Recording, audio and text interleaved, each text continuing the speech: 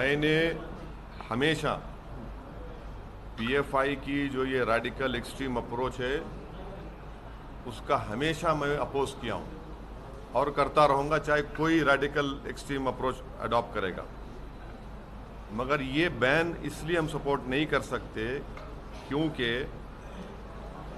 चंद individual अगर कोई crime करते हैं उस बिना पर अगर आप ऑर्गेनाइजेशन को बैन करेंगे, सुप्रीम कोर्ट ने क्या कहा कि mere association with an organization is not enough to convict someone। ये जो ड्रैकोनियन बैन जो लगाया गया है ये मुस्तकबिल के लिए डेंजरस चीज़ है, क्योंकि आप ये कहना चाहेंगे कोई भी मुसलमान अपनी दिल में जो बात है, जहन में बात है वो ना करे।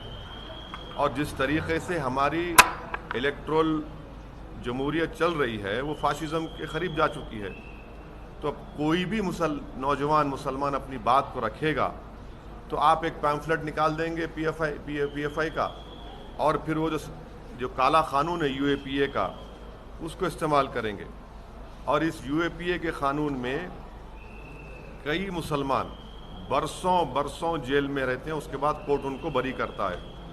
मैं हमेशा यूएपीए को अपोज किया हूँ और उसको अपोज करता रहूँगा, क्योंकि यूएपीए का कानून हमारे संविधान के प्रिंसिपल ऑफ लिबर्टी, जो हमारे संविधान के बेसिक स्ट्रक्चर का हिस्सा, उसके खिलाफ जाता है। ये जो केस होगा, इस तरह जो केसेस मुस्तकबिल में बुक होंगे, नौजवान उसमें बुक होंगे, तो वो सेम सिद्दीक कप्पन की टाइमलाइन को फॉलो करेगा और उनको 2 साल 3 साल लगेंगे बेल मिलने के लिए। हमारा सरकार से पूछना ये है कि ख्वाजा अजमेरी रहमतुल्लाह अलैह की दरगाह पर जो बॉम्ब ब्लास्ट हुआ था, जिसमें मेरे कॉन्स्टिट्यूंसी का एक टोली चौकी हकीम पेट का रहने वाला उसकी मौत हुई थी, उसमें 2 लोगों को कन्विक्ट किया गया कोर्ट ने। वो कौन सी ऑर्गेनाइजेशन ताल्लुक उनका बताइए? कोर्ट का जजमेंट कह रहा है और उस ऑर्गेनाइजेशन को तो आप बैन नहीं करेंगे।